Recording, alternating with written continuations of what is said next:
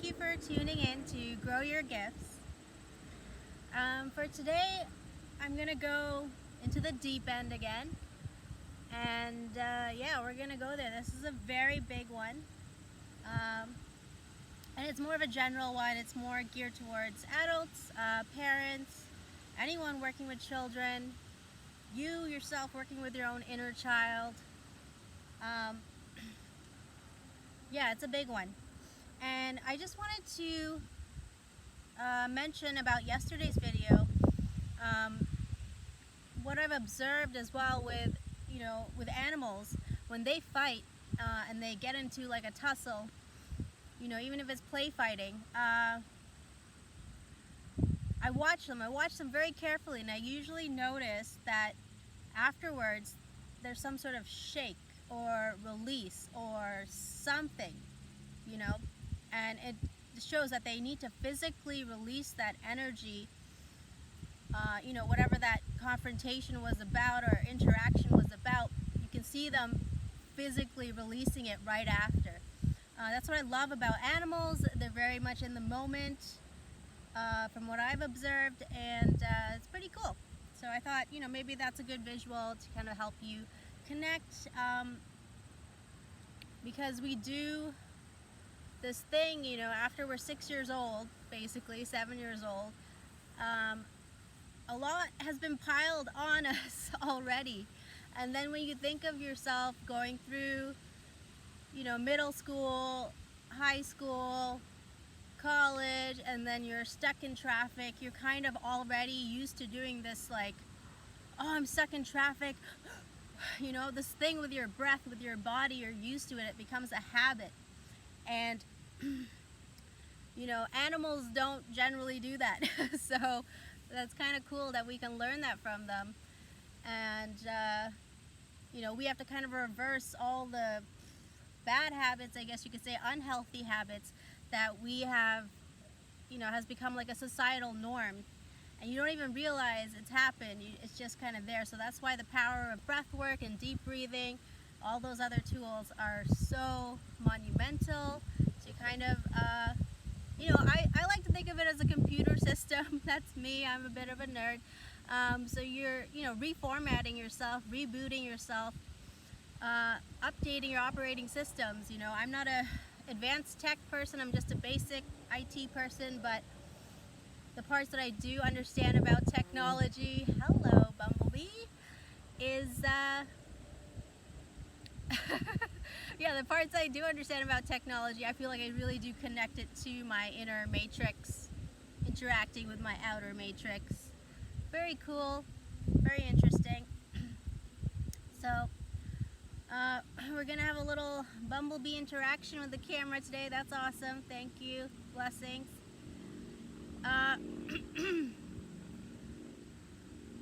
Today's topic is own it, feel it, and release it. That is the B on the camera, yes. We got a star today. Star of the show. Own it, feel it, release it. And for me, it is like coming back home to my true self. That's how deep it is with this tool, this technique, this resource.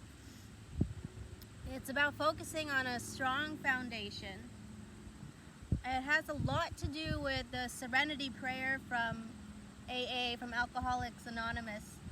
That's been very popularized, and you could just look it up on the internet. But basically, in a nutshell, I can only control what I can control. Like, other things that are out of my control, I can't control.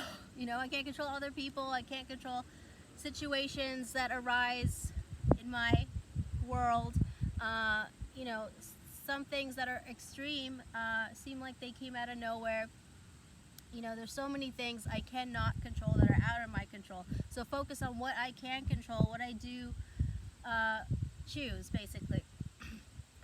And the way I like to see it is it's like a dance, it's like an orchestra, but there's so many ways to look at it. When I say orchestra, it's like a symphony. So I am working with a symphony of music within me and all around me. And if I am out of tune, the music is gonna not sound right. So we want to create this harmony and this dance. And it is a dance for me as well because I'm very physical oriented. But for some people it might be more like a clay mold or paint or rock climbing or even like a tightrope, which can be very, serene once you're up there. I saw a documentary about the tightroping and oh wow, it was really cool, really interesting, also facing your fears, or someone kayaking. It's whatever is a great visualization for you, I would go with that because I feel like it really helps and helps anchor you in and remind you that you are the architect of your own reality.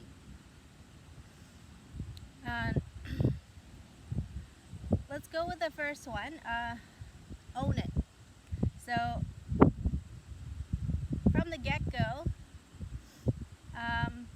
what really helped me from many teachers, not just the amount of teachers, the high quality, loving heart.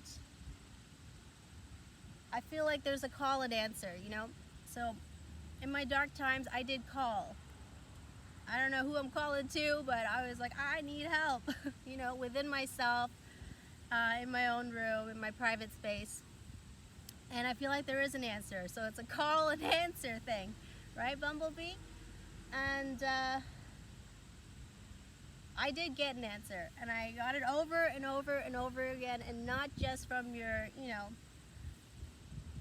fast food spiritualist, whatever you want to call it, but from high quality teachers who have done their own work. And that's why I think I got proper changes, lasting changes, and the help that I really needed.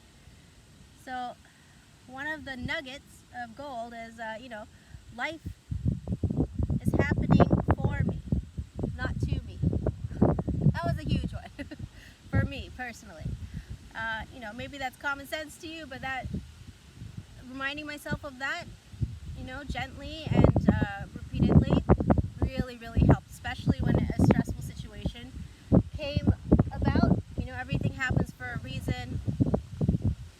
From my perspective, my very limited perspective, I have the awareness that, I know that I do not know. So, and with Own It, it's good to remember that I am in the field of possibilities. So as a conscious choice maker, I take full responsibility for my thoughts, my words, and my actions. That also includes my intentions and my energy. And I'm sure you all have heard, where my attention goes, energy flows. So that is huge, just taking full ownership and full response-able. I think breaking down the words and remembering, what they mean to you, that I have the ability, hello wind, I have the ability to respond. So response-able for my thoughts, my words, and my actions. So ownership can take many forms. This is just one strategy that has been given to me, and it's just like a summarized version. So I'll just show you the visual, and please feel free to take a screenshot if it's helpful for you, and then you can research more on the internet as you would like. So it's just a basic web. That's me in the middle, Hema.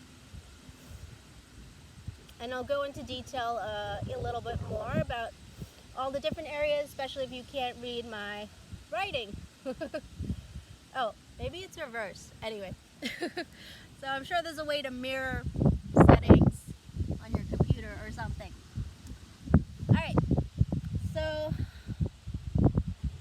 generally there's, you and what you have control over and what you want to create in your reality. So passion work is like my career, that's what I call it, passion work. Alright, I gotta fix this hand or something here because it's gusty today.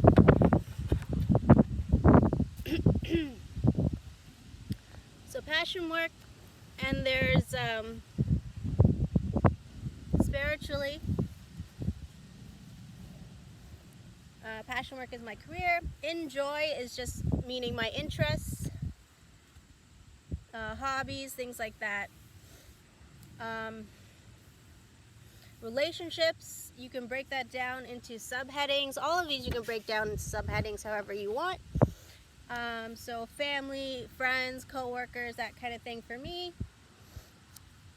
And body, so you could label it whatever physical. Your body is your temple. So for me, I broke it down to food, activity, and therapy. So what I mean by therapy is like my sleep schedule. I'm a completely different person when I have consistent, deep sleep. Oil self-massage. There's so many ways to do that. Resources online about that. A salt bath. Grounding. I'm sure you've all heard about grounding and just walking barefoot, or many ways to do grounding. And woods. Yeah, I just put woods. Into the woods, which I love to do. I'm sure many people do. And another, about relationships. So it's important to get crystal clear on my intention. Get very specific about what type of relationship I want to build with this person. So, that just helps remove all the mess, all the chaos, all the drama, all the trauma, and just, what do I want? Like, for example, I want to work as a team member. This is all internally with myself. I'm saying to myself, I am here to support this person. I'm not here to attack them. So just, because you can get pulled into a back and forth, especially with intimate relationships. People have known you your whole life or for many years. So it's really important to keep coming back to what is my specific intention and what do I want to build with this person. So as long as you keep very compassionately, gently coming back to that, gradually they're going to pick up on it.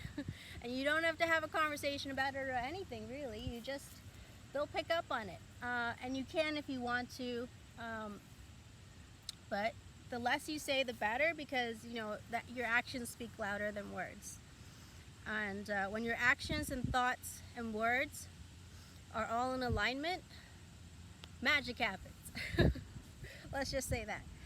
And lastly, in that web chart, the environment. So a great aha moment for me on my journey so far has been that the outer reflects the inner. So for example, having a clear sink for the dishes, that's been a big one for me over the years. So now I do talk to myself. I talk to myself with firm boundaries as well as with compassion, just like I would with children, but as a someone in her early 40s. So so I want to go for a nature walk. Well, there's a few dishes in the sink. Well, Hema, darling, we had to talk about this. Focus on one dish at a time. Focus on how the water feels. Focus on the bubbles, all the things you enjoy about sensory. And before you know it, it'll be done. I mean, put on some music if you want, and focus on your posture so you don't hurt your back. All these little things, because I did not like to do dishes for a long time. So I know myself. I know what's difficult for me, and I have to make it easier for myself. Or load the dishwasher if you're like, whatever works for you. But if you have a clear sink, like I dry my dishes right away, and it took me forever to get into that practice, but once I did, it's an empty dish rack, so I have literally no excuse to do the next load of dishes, and the next load, and the next load, and the next load. It's a never-ending cycle, right? But it can become a mindfulness practice as well, if you want it to. So it's up to you.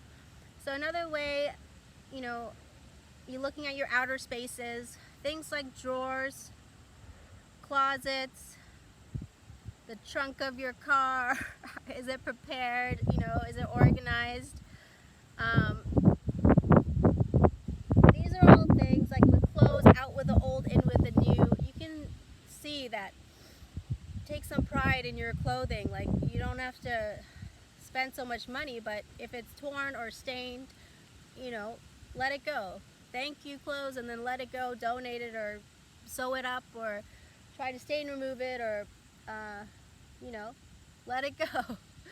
So all of those things, when you see that, those are the hidden places. So even your attic, your basement, garage, these are representation on the outside that is of your deep inside. So that's kind of like a trick, you know. If you can organize those spaces, if you can kind of, you know, make that a priority, it will affect whatever's going on inside.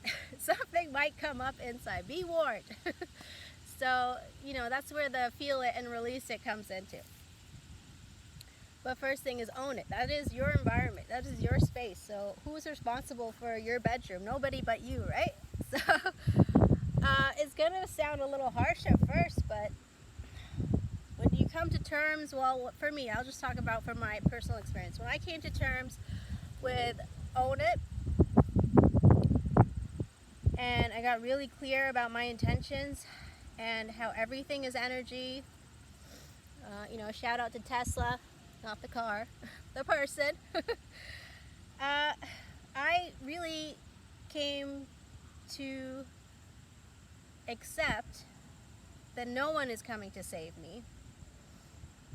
You know, I gotta save my own damn self. I ain't waiting for no after party, you know, anymore. I'm gonna bring the party to me in whatever that I do, and do my best to do that. So to me, that just means that work and play becomes blurred. Everything is hard in this world. Everything is challenging. You know, you work at Tim Hortons, it's hard. You lifting weights, it's hard. You're building muscle. You're tearing something and you're repairing and building. So if it's going to be hard anyway, and it's going to be work and challenging, why not have some fun with it? That's my sort of outlook. And you can use your own personality, your own style with what works for you. But for me, that really helped, that work and play can become blurred into like a double Dutch hopscotch. Let's do this. Yeah. So with the next part of it, so own it, feel it, release it. We're talking about feel it. With feel it, it's good to remember that everything serves a purpose. And, you know, I'll keep it with my own personal journey, that I was for a while stuck in the river of denial, delay, distraction, delusion. I mean, I still suffer from delusion. It's like an onion. You gotta peel back the layers, and that's okay. It is what it is. But, and it's hard. It's not easy. And, you know, personally, I have found, like, through counseling and professionals and intuitive healers, that there is a positive to all of those, you know. Denial, for example. When you experience severe trauma, especially as a young person or a child, even as an adult,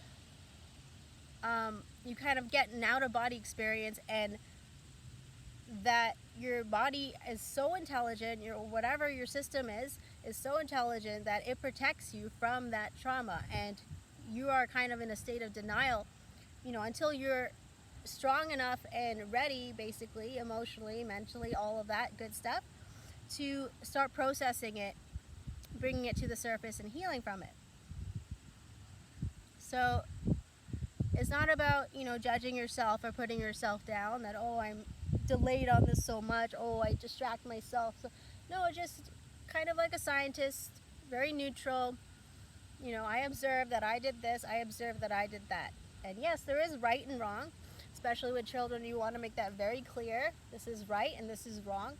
But as we get older, there are many factors, and it becomes like shades of gray. And it's really important to, you know, be honest with yourself, and at the same time work on self-love.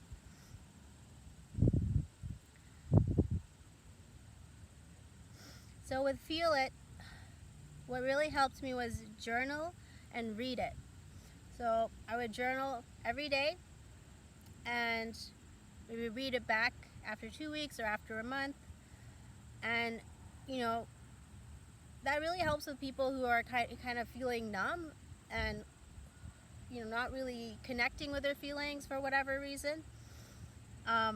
It really helps to, something happens when you put it on paper and you use a pen and a paper, something really happens. And, you know, you could play around with the color of pen and different things like that.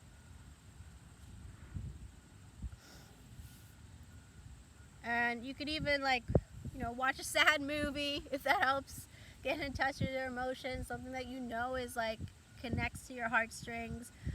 If you're having trouble connecting with your emotions, or watch a comedy, stand-up comedy, and you get that really good belly laugh.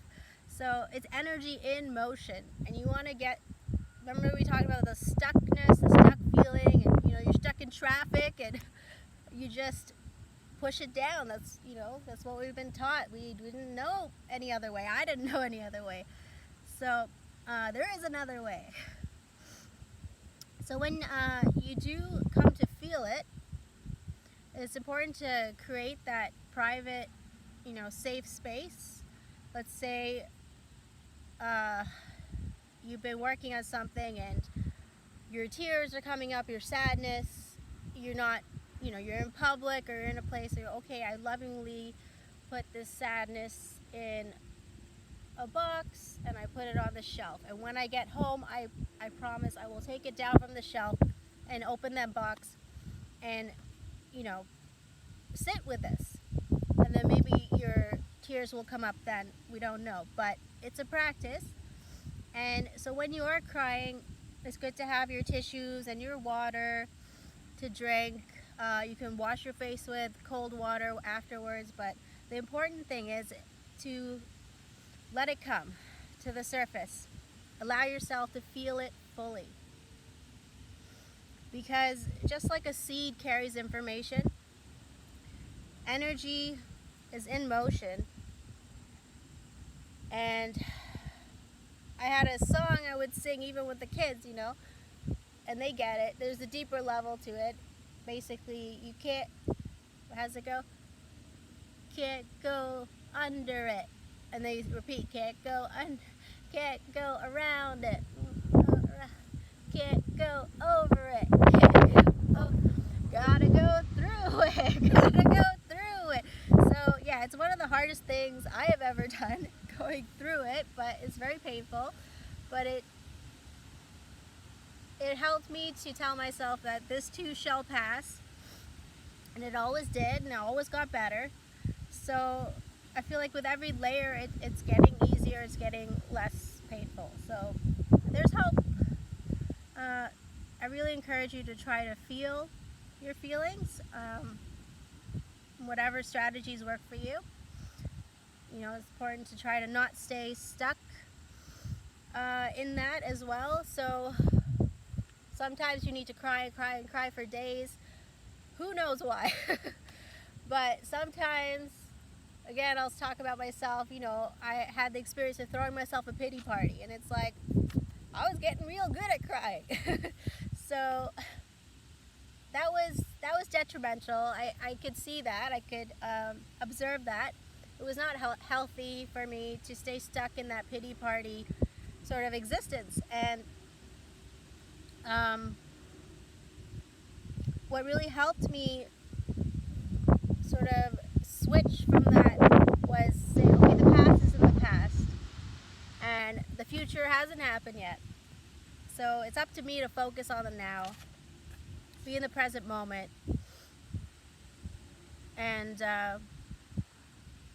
learn from it. So basically, I started to visualize the past as something I could pick up and put down. And the future is something I could also pick up and put down. So when I took sort of 10 conscious steps back and viewed it as, you know, like Shakespeare says, we're all players in the theater, basically, and view my life on a movie screen, that sort of thing. then I could see, okay, the past is there for me to learn from. What are the lessons? What are the gifts? What are the opportunities? Again, life is happening for me. So that's a whole other exercise I won't go over right now. And the future is there for me to set goals and plan for. But once I've done that, I put those tools down and do my best to focus on the now, focus on my breath, focus on my five senses, maybe six senses including my intuition, and my mental, emotional, physical, and spiritual body awareness. So that really helps me be in my body and stop that sort of rabbit mind of hopping here and there and everywhere. And another piece for Feel It, this was huge for me, was when someone explained to me you could choose your feelings. I was like, what? Say what? So it's important not to mask your feelings or stifle them or pretend, but when you consciously choose your feelings and it becomes like a practice, like an affirmation, total game changer. So I choose to feel joy. I choose to feel freedom. I choose to feel peace. You know, these type of practices and affirmations, and you write it down and put it in your wallet. You put a note in your car. You put a note where you eat breakfast. You put a note against the mirror. And you literally, I choose to feel ... And it goes back to, you know, being an architect of your own reality. So when you keep doing that practice, you somehow life gives you situations where you feel freedom, where you feel joy, and it's I don't know, maybe it's magic, who knows, some sort of science I don't understand yet, but for me it has worked. And affirmations with mirror work, it's limitless. Like, you can go any direction with that. So let's own it, feel it, and release it. It's a very long video, but I said we're going in the deep end here. Alright. So I release that which no longer serves me. That's it, basically. No, I'll go deeper into that. So release it. Your genuine power center. So I call my power back to me. That was a great tool I picked up, or lesson. So many ways, so many times in our life, you know, we unconsciously or subconsciously have given our power away. Another workshop that helped me understand it is, maybe they teach it in business school or something. There's like, and I might be misremembering, but basically there's three kinds of power: power for, power with, and power over. So for example, power for is like a parent, just basically. Parent to the child. Power with is like, you know, we are a team of bosses, and from that it trickles down to another division and team, and so on. So it's power with. It's a very cooperative, you can see, like a dance. And power over is like, well, I am the boss of this company. I am the CEO. All the gains and wins, you know, are basically on me, but then also all the you know, failures will be put on me too. So we don't want power over, basically, when it comes to ourselves and when it comes to relationships. Power with is usually the most healthy one, but there is a time and place for each one. You'll find it. So yeah, I call my power back to me. The exercise that I was shown is like, you sing around, you dance around, you light a candle or incense, whatever is safe, and you just, dancing really helps, and kind of thumping the ground, and just call my power back to me, and focus on your solar plexus, your power center, or even your lower three chakras, where it's about, you know, survival, sex, and power. I call my power back to me. I call my power back to me. So you're just thinking all the space, time, realms, whatever you want to call it, that you may have unconsciously given your power away. So I don't know the details, but again, from experience, it's been very helpful for me. And it ties into releasing it, just like you consciously release the past and release the future, and pick it up and use it as a tool when you choose to. And that ties into also having faith. So I went over that, focusing on the now. And yeah, that actually is the summary of releases. So I released that which no longer serves me. I think what I want to end this video with is one of my favorite tools that I currently use, which is a Ho'oponopono prayer. Probably saying it wrong, but I use it all the time, literally all the time, and because I feel like it works. So Ho'oponopono prayer is, I am sorry, please forgive me, thank you, I love you. So random example, like even if I accidentally hurt myself or something, like, oh, I am sorry, please forgive me, thank you, I love you. And it does something. It does something with self-love, and then let's say it's somebody who you don't like, or somebody you hate, or somebody who was abusive to you. You can do it with their picture, or you can picture them in your mind's eye, in meditation, or whatever you want to do. And I've tweaked it a little bit. So I say, I am sorry, please forgive me, thank you, goodbye. Or I am sorry, please forgive me, thank you, I release you. So there's so many ways to do like a releasing sort of ritual, releasing practice. I think it really helps with quantum entanglement. I feel like that is a real thing. I don't know quantum physics, but I feel like it's real. So, yeah, Ho'oponopono prayer. Play with it, work with it. It's amazing. It's so good. And just remember the gratitude work as well. I feel like these are total game changers. And I wish you well. I'm signing off. Thank you.